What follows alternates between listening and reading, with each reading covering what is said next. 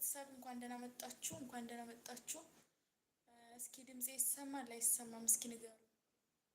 ግጥም ላቀርብ ነበር ግን ድምጼ እንዴት ነው አላውቅም። እስኪ ኮሜንት አድርጉልኝ ማለት ነው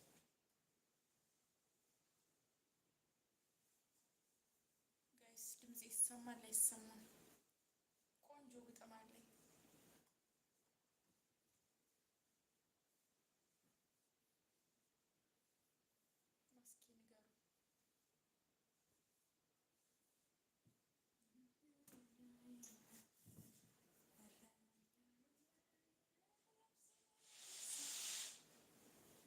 ይሰማል አይሰማም? ቤተሰብ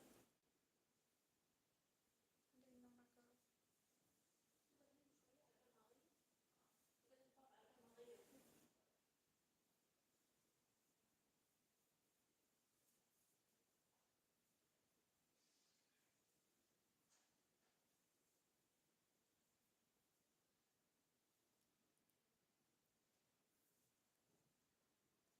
አሁን ትሰሚያለሽ? እሺ ቤቴልሔም የኔ ቆንጆ አመሰግናለሁ። ይወድ ቤትሽ አልገባሽም ዛሬ? ንቆ አሁን ነው እመጣለሁ ማለት ነው። 6 ሰዓት ይሆንና እመጣለሁ ቤትሽ የሰማች ቶሎ ስለማወጭ እና አንደኛውን ስልኬን አስቀምጬልሽ አድራለሁ የኔ ቆንጆ እና እንኳን ደህና መጣሽ። ግጥሜን ልጋብዝሽ የኔ ውድ እህት። እንግዲያው ከመጣሽ አይቀር ግጥሜን ተጋብዝሽ እንጂልኝ።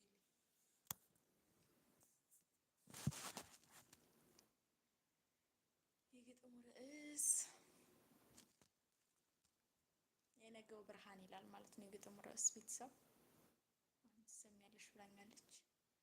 ብቸኝነት መጥቶ በርሽን ቢያንኳኳ፣ ናፍቆትና ትዝታ ልብሽን ቢረብሻት፣ ሰው በሌለበት ቤት ድካም ቢሰማሽም፣ የነገዋ አንቺ ዛሬ አትሸነፍም። አውቃለሁ መንገዱ ይረዝማል እያደር ይከብዳል፣ ሰው በሌለበት ሀገር ቀኑም ይረዝማል።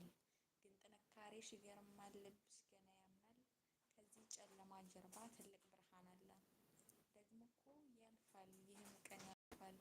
የለፋሽበት እንባ ነገ ፍሬ ያፈራል።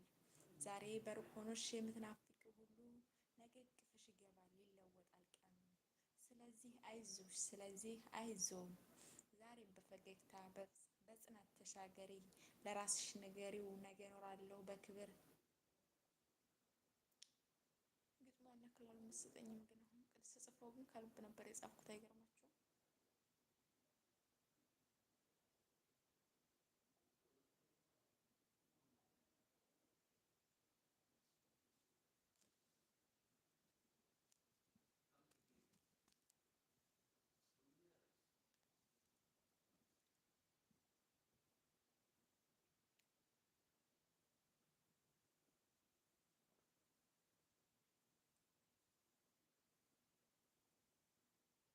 የቀን አደራ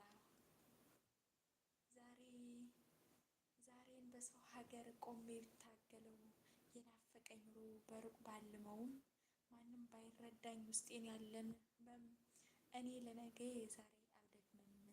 የላብሽን ዋጋ ማንም ባያይልሽ፣ ጎበዝ የሚል ጠፍቶ ብትደክምም ነፍስሽ፣ ከላይ የሚያይሻለ ድካምሽን የሚቆጥር፣ ነገን ያዘጋጀልሽ በደስታ በክብር። አውቃለሁ የልጅሽን ናፍቆት ትዝታው ይከብዳል፣ የትዳርሽ ናፍቆት ሁሌም ያንባርቃል። ግን ዛሬ የምትኖሪው የነገ መሰረት ነው። ነገ ከቤተሰብሽ ጋር መሳቅሽን አስቢው። ስለዚህ አልሰበርም፣ እኔ ጠንካራ ነኝ። ካለሁበት ጨለማ ብርሃን ይታየኛል። የዛሬው ውጣ ውረድ ነገ ታሪኬ ነው።